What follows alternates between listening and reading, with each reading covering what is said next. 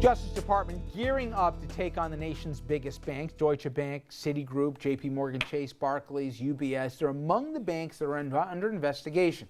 Feds say the financial institutions work together to alter the price of foreign currencies. We've heard about this currency manipulation for a while, and we've been waiting to say, where is the DOJ in this? Well, the investigation by the Justice Department, it comes just as Attorney General Eric Holder is getting ready to head out. Holder, heavily criticized by a lot of people for different things, but for those on, at least within his own party, for his failure to bring bank executives to justice during the financial crisis back when they came into office in 2008. 6 years later, what's gone on?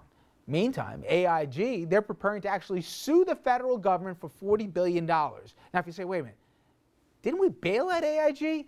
You would be right. They said that the 2008 bailout, which rescued the firm from bankruptcy with our money, taxpayer money, was an illegal taking. It exceeded the government's authority.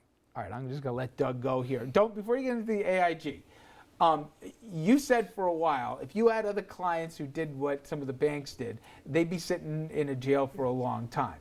Are you saying better late than never, or are you saying this is just a PR stunt? You know, I'd say absolutely better late than never.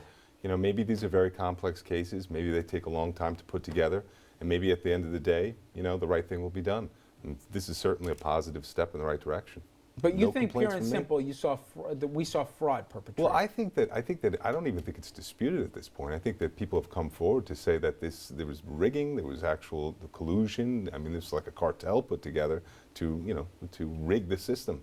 So I don't think there's any dispute. What happens now is the key. Is it going to be fines? Is it going to be fines when we go on with business? Or are there people going to pay the price? Human beings, not businesses. You don't think it's going to happen? No, I think there'll be colossal fines. I think that's what we've seen all along. It's good to see something happening. My view is that the fraud was incredible. With the packaging of the mortgages, with the manipulation of the currency, just unspeakable fraud, transparent fraud. I agree they're very complicated cases to put together. I'm just happy to see that something is being done. But at the end of the day, no one's going to jail. They're going to pay a lot of money. Corporations will be held responsible, just like we saw in the last 2 years. That's what's going to happen. You know, Mayo, though, for some this is just too complicated. But everybody, even defenders to a certain degree, not all of them, not the major delusional ones, but even those who say, hey, you know what, it was a weird time, there was an arrogance that was present then. We saw it with Dick Fuld, right over at Lehman Brothers, but then you saw others, that with time seems to people have this collective amnesia. But the arrogance at the time that it was somehow that they were really masters of the universe here, even though they almost took us over the cliff. And if you want to find it emblematic, look at AIG. This is not complicated. I mean, people are going to try and make it complicated. Mo Greenberg is a brilliant guy here. He's now got a suit going on. But we bailed them out. Now, we bailed them out of self-preservation for the United States since they were the biggest insurance holder, arguably, that was around. But nonetheless, we kept them afloat. They became very profitable in the not-too-distant future after that. They're doing very well right now. But the chutzpah, right, and I'm sorry for my Yiddish friends if I'm butchering the expression, to try what they're trying right now, to basically claw back that money and claim harm after they were saved, to me, I don't know, at least, I can't believe they got the nerve to try it. Well, there's a school of thought. The people who are against regulation of business should have actually wanted AIG and all of these banks to fail, because if the market bears it, either you survive or you don't in an organic business world. And when you're not able to succeed, then we really arguably should not bail those businesses out. And smaller businesses don't get bailed out. The other issue is that if you misrepresent anything on the smallest loan application, whether it's Best Buy for a television, and you say you're earning $20,000 more than you do, you can be charged. If you're on unemployment and you work 2 days at a restaurant as a waiter, you can be charged. They'll wait till it gets over $1,000. You'll be looking at a felony. So what's amazing to me is the arrogance is so pervasive and so great that they're going to pay a fine, but ultimately we're going to pay the fine, because what's going to happen is all of our rates are incrementally going to go up, and they're going to end up making money, because that 0.4% 0.25% that you're going to see increase that you won't individually notice, but if you multiply that by the billions and billions of transactions, they're going to come out being profitable here. You know, Doug, I think I got a pretty decent handle on what the public will consume and care about and what they won't. But if I thought at least, wait a minute, everybody remembers what happened in 2008. They don't remember all the players, but they remember it was bad, right? We're talking depression and stuff potentially, and it was close.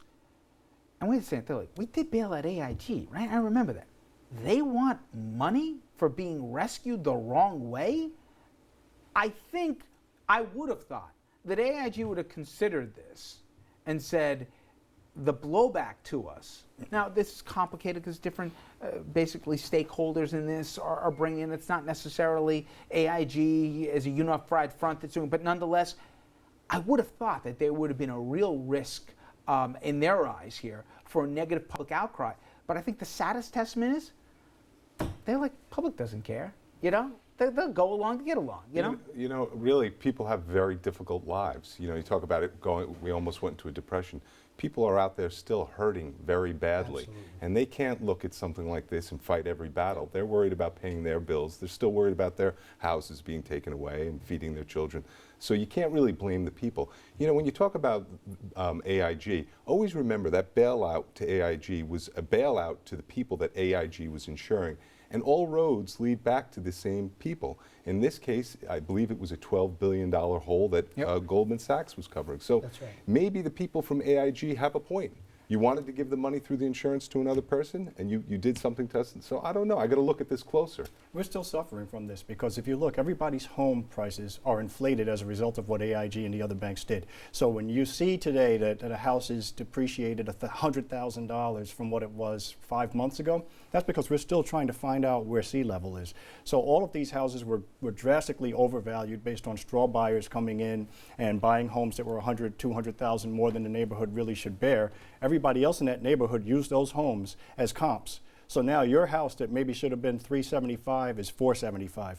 Somebody buys that, but they can't sell that house now. The mortgage is worth more than, is greater than the value of the actual house. We're still suffering because of what AIG did. But there's some responsibility on the homeowners as well. But to Doug's point, people are just so generally disgusted. They don't care. They just need to get their own lives in order, get their own houses in order.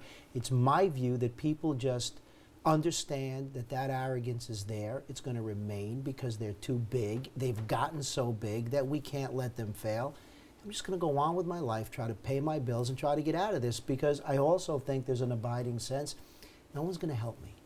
In that, and unfortunately, I think you really articulated it, but it's that permissive attitude that you can argue led us to get where we did in 08. Absolutely. Where everybody was looking for short-term gain. Absolutely. Everybody thought if there was a downside, it was the next guy to have to pay for it, or you know what, it's not my problem. I'm looking at my personal nest egg, whoever the guys are that are doing this.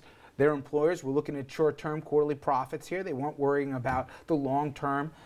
Even look at some of the leveraging going on right now. I mean, we're at 30 to 1. We're getting back there. Well, you know. They're bigger than and then they were people before. complaining, how dare you require reserves? I could go on and on. Yeah. All right, but anyway, did I make you happy at least bringing that Yeah, one? it was good. Yeah, okay, good. All right. Well, for these three gentlemen, I use that term loosely, and myself, that is all the time that we have here for tonight. Thank you so much, as always, for joining us. These guys will see me here next Wednesday, and I'll see you here tomorrow night at 6 p.m. as always.